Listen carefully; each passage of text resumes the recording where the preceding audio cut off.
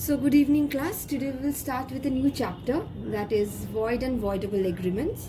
Okay, in the last class we have completed legality of objects. This is a very small chapter, and in the last class only, actually in the free consent chapter we talked about void and voidable agreements, correct? We talked about void and voidable agreements, and I told that for undue influence, coercion, for misrepresentation, for fraud, the contract shall be voidable, but only in case of mistake the contract is a void contract. Clear? So today we will learn about the agreements that are termed as void and voidable agreements. Okay, so void agreements. Void agreements. So as per section 2G, as per section what? Section 2G of Indian Contract Act, a void agreement is one which is not enforceable by law.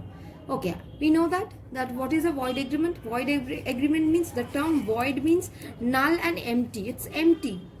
It's a null. It's something that is not possible. It's null. It's empty. There is nothing as such void. We always say it's a void space. It means it's an empty space.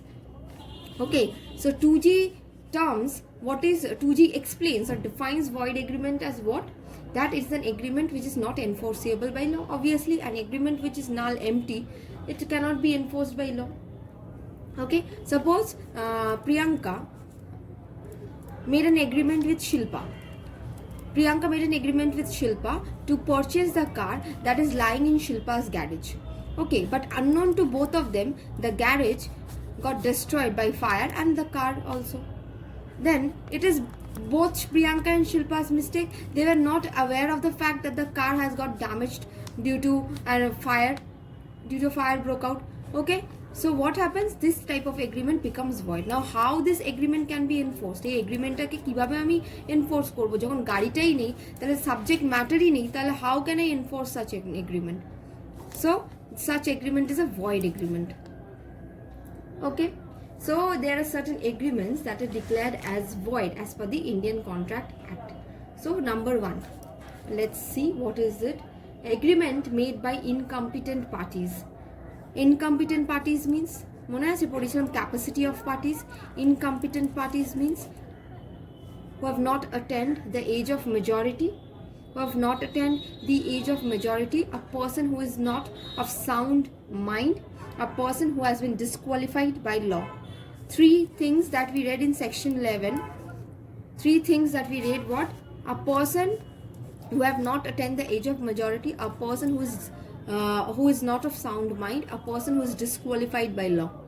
They are incompetent to enter into contract. So if we are entering into a contract with any of them, with any three of them, okay, then what happens? Such contract is a void contract. Suppose we are entering into a contract with a person of unsound mind, at a pagoler সঙ্গে contract করছি, such contract is a void contract. If somehow that unsound mind, that person with unsound mind stability, okay, with not stability, with that unsound mind, if that person somehow forgets what contract he had made, then you cannot enforce it or cannot case against that person, do any kind of suit, file any kind of case against that person. So if a person is of unsound mind and you are entering into a contract, then be very careful, because if the person forgets, okay, then it is not that person's fault, it is your fault, because it has already been mentioned that we cannot enter into contract with incompetent parties. Then such contract will be a void contract. You cannot file a suit against it. It is not possible. Similarly, if you are entering into a contract with a minor person, I told you, if you are entering into a contract with a minor person and if something happens, you cannot file a suit against that minor, because it is not possible to enter into a contract with a minor. And last, if someone is disqualified by law, if law disqualifies some person, then you too cannot enter into contract anyhow. If law disqualifies that person to enter into a contract, and if you enter, then it's your responsibility and not laws. Correct? Number two, agreement made under bilateral mistake. Now this class, those students will only understand this class who have attended my last classes. Okay, because this is a continuing chapter. this is not a new chapter, this is a continuing chapter, it's a part of the Indian Contract Act. So you have to first go through the first classes and then only you can understand all this contract. This term, bilateral mistake, we all know what do you mean by bilateral mistake. Means when both the parties are at a confusion or at a mistake. Correct? Like this example, Priyanka and Shilpa, both of them were unaware of the fact that the car is no more available, means that the car is destroyed due to a fire. Both of them were unaware, that's why they made a contract. If that's why if the car was available, it was okay, but if the car has been destroyed, so they have made a contract. After that they have made a contract. After the car have got destroyed, they have made a contract, but they were not aware that the car is already destroyed in the garage. So this is an example of bilateral mistake. Both of them are aware at mistake. Okay. Next, agreements which have unlawful consideration and object. Obviously I'm telling you that any agreement with unlawful consideration and unlawful object means I have purchased something by, and that money, the purchase money I have obtained by robbing someone. আমি কারোর থেকে কিছু purchase করছি চুরির টাকা দিয়ে, that's unlawful. I'm making an agreement to kill someone, that's unlawful. That's not what law permits. So such type of agreements are void agreements. Okay. Number 4, agreements without consideration but subject to exception. With section, remember which section I told, very important. Agreements without consideration are void but subject to certain exception as per section 25. Remember section 25, gifts, all those, bailment. So agreement without consideration, if you are making an agreement without consideration, if there is no amount to be paid, you are entering into an agreement without any consideration, valid consideration, then such agreement will be termed as void. But there are certain exceptions which are written in section 25 and that we have already covered in last classes. Number 5, agreement in restraint of marriage. I told you that agreement, suppose you are trying to stop a marriage, it is not possible. Suppose last day's example was with Alia and Ranveer, I guess, right? Ranveer said that I will give you 1 lakh rupees. If I will give you 1 lakh rupees, means Alia wants to marry Ranveer, but Ranveer said that if somehow I don't marry you, then I will pay you 1 lakh rupees as compensation. Now what happens? Ranveer marries Katrina and Alia now claims Ranveer to give 1 lakh rupees. But such type of agreement is it's a void agreement. We cannot stop, the object is only illegal. We cannot stop a legal marriage by any sort of agreement. It's not possible because Ranveer and Katrina both are major person. We cannot stop their marriage by showing a lame agreement like 1 lakh rupees and all. So if now Ranveer doesn't pays Alia 1 lakh, then Alia cannot do anything. Correct? Alia cannot do anything. Next, an agreement the terms of which are uncertain. Obviously the terms of an agreement must be certain. This we have read in Essentials of Contract. The terms must be certain terms. What certain terms? Suppose A wants to sell his flat at Behala, okay, but B enters into a contract with B is thinking that A is selling his flat which is situated at Damdam. So here the contract is only, here A is not specifying it clearly and B is also in a confusion. B is thinking about the flat at Damdam whereas A is thinking about the flat at Behala. So here the terms are only uncertain. In the contract there must be clearly specified that A wants to sell which flat situated at Behala. Correct? So it must be a certain one. Like another example, A is entering, okay, I am giving you an example. Suppose A enters into a contract. A enters into a contract with B to sell his house situated or located at Behala. Okay, can anyone, okay, nobody could tell me, but anyways, what do you all think? Whether this is a certain, whether the terms of the contract is certain, কি বলছি, A contract enter করছে with B কি করার জন্য? To sell his house located at Behala. এই যে কন্ট্রাক্টটা other means is the terms or other terms of the contract certain? Think a little bit. Is something missing in this contract? If some student is thinking, yes ma'am, it's missing, what? The amount. Yes, very good. The amount in this contract, where is the amount written? Where is the consideration? Where it is written? Nowhere. So this is not a certain terms, so this contract will be a void contract. Correct? Next, number 7, an agreement. Okay, we have done an agreement by way of wager. What do you mean by wager? Now what is this term wager? An agreement by way of wager. Okay, have you guys seen this portion? This one, that is A enters into a contract with B to sell his house. So I asked you that whether the terms is a certain. A enters into a contract with B to sell his house situated at Behala. So here it is okay, everything is okay, but where is the amount? At which amount the selling is taking place? That's not clear. So the terms are uncertain. Now number 7, agreement by way of wager. So what do you mean by wager? Betting and gambling agreements are void.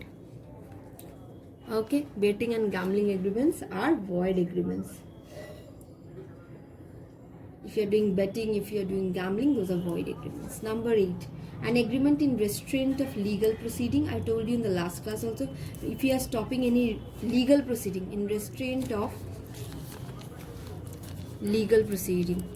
In restraint of what? Legal proceeding. If you are entering into an agreement which is against a valid legal proceedings, means A is entering into a legal proceeding with B, whereas C from some other side is making a suit against this legal proceeding between A and B. Not possible. You cannot do that. Someone is entering into a legal proceeding. Now a third party from other side is filing a suit against that legal proceeding. No, it's not possible. Let first that legal proceeding complete and then again you can file. But against a legal proceeding you cannot again file a case. Case against a case, not possible. Clear? Next, what? An agreement contingent upon the happening of an impossible event, means contingent contracts. An agreement contingent upon the happening of an impossible event, that is contingent contract. Contingent contract means suppose Kangna promises what?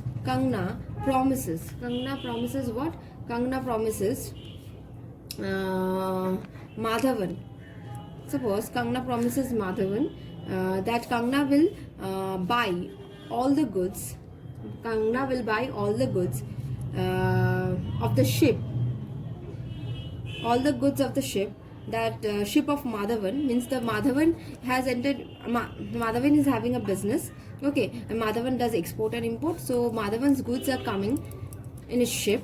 Kangna promises Madhavan to buy all the goods that are coming in that ship, with a condition that within 1 year, if the ship returns, then only Kangna will buy the goods. Otherwise, Kangna won't buy the goods. What I am saying, Madhavan is a businessman doing export and import business. Now Madhavan is bringing goods in his ships. Now Kangna promises Madhavan to purchase all the goods that the ship is carrying, provided that the ship returns within 1 year of the contract.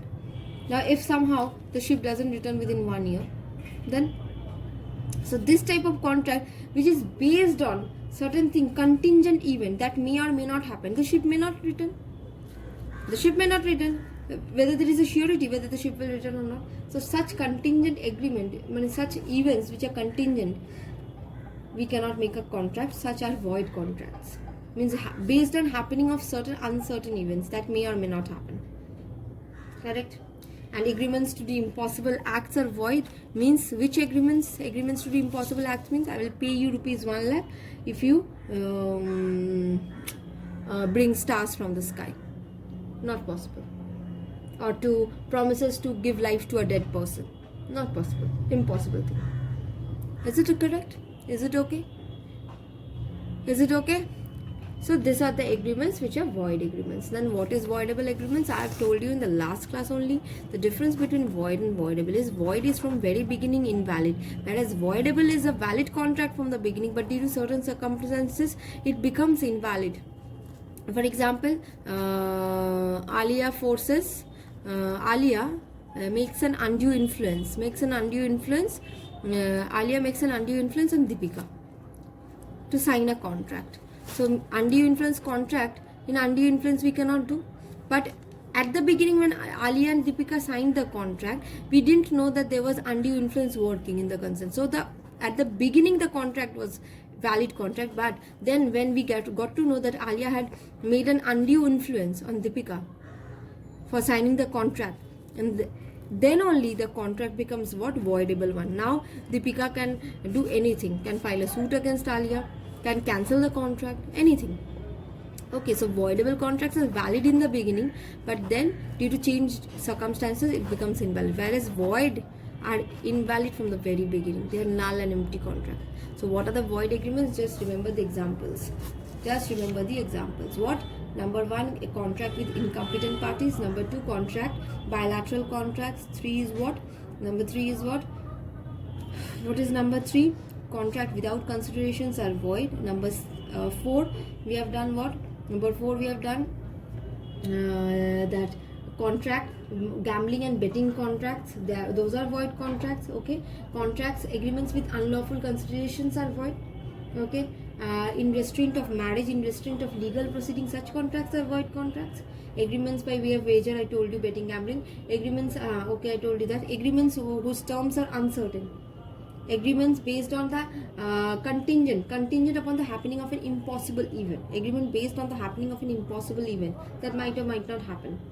Those contracts are, and agreements to do impossible acts, to give life to a dead person. All such agreements are void agreements, means they are from the very beginning. They are means not illegal, they are invalid. And what are voidable? Voidable defined in 2I. Voidable defined in section 2I. What? They are valid in the beginning, but due to certain circumstances they becomes invalid. Is it okay? So this clears, means this completes my chapter void and voidable agreements. Okay, class. So now today only we'll start another chapter.